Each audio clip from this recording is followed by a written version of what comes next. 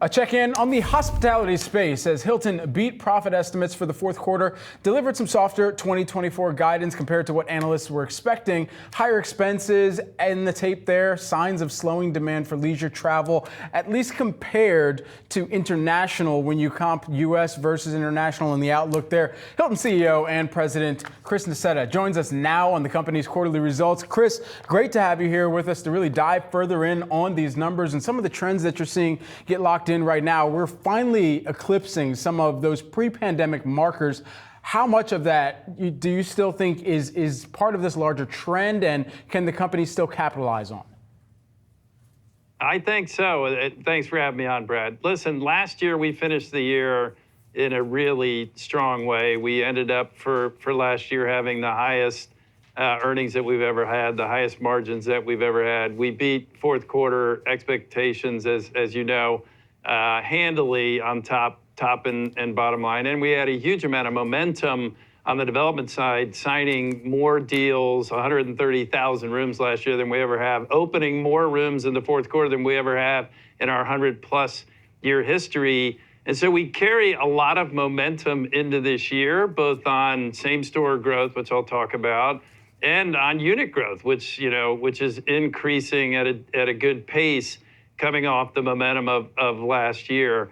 What we're seeing in the business in terms of the different segments of travel is actually quite good. What's going on is business transient, which is the biggest segment of our business, continues to strengthen. It strengthened in the fourth quarter over third quarter numbers.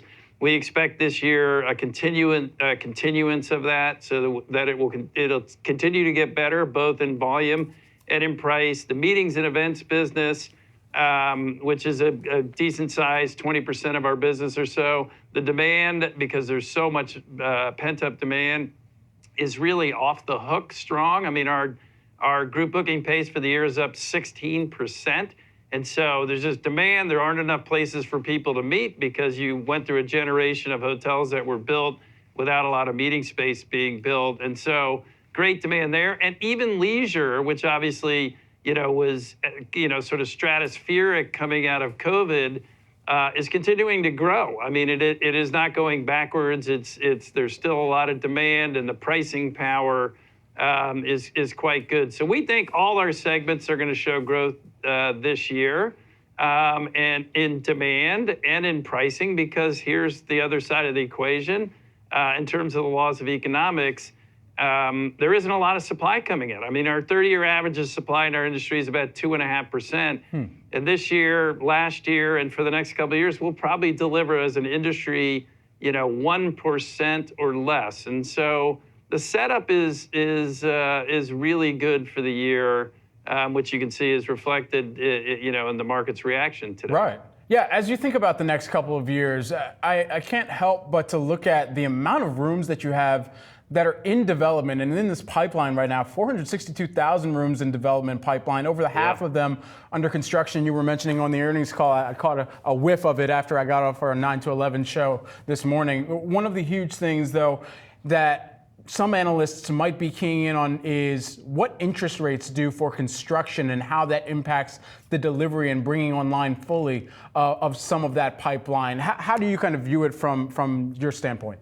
Yeah, well, the good news is you're right. We have the highest level of pipeline we've ever had at over 462,000 rooms, over or around half of which is under construction. So if it's under construction, it's already been financed. And so what we're seeing as an industry is very low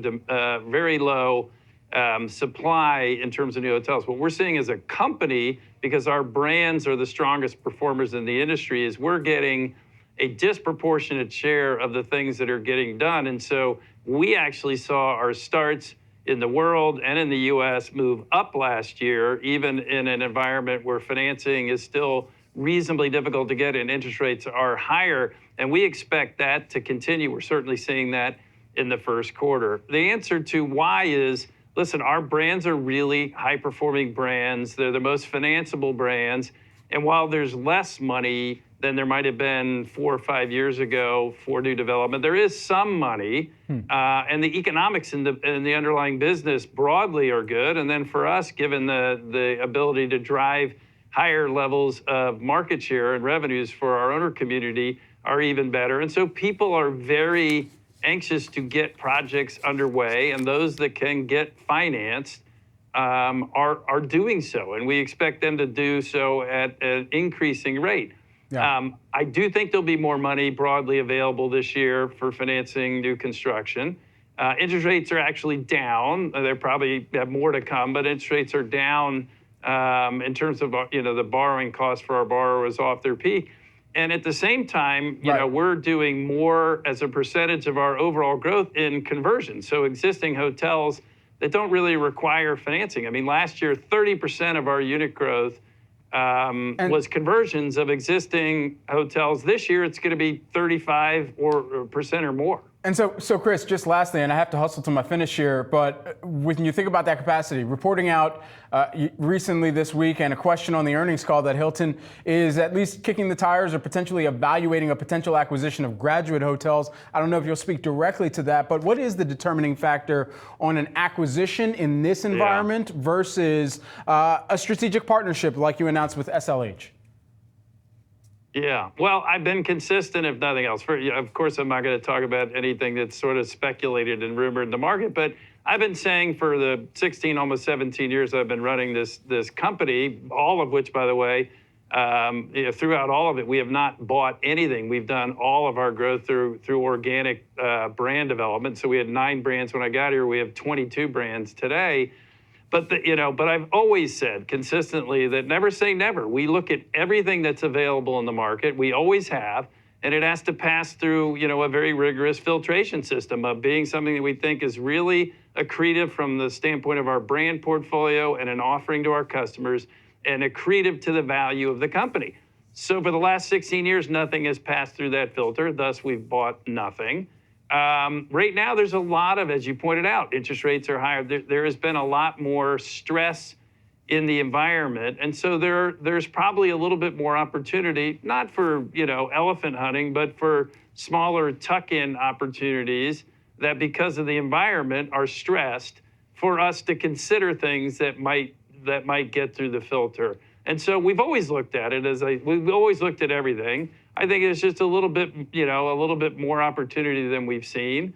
We haven't done it other than a partnership, which was not an acquisition with SLH.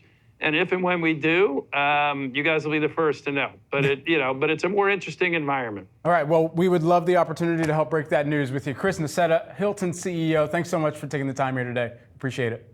Thank you, Brad. Great being with you. Good to see you.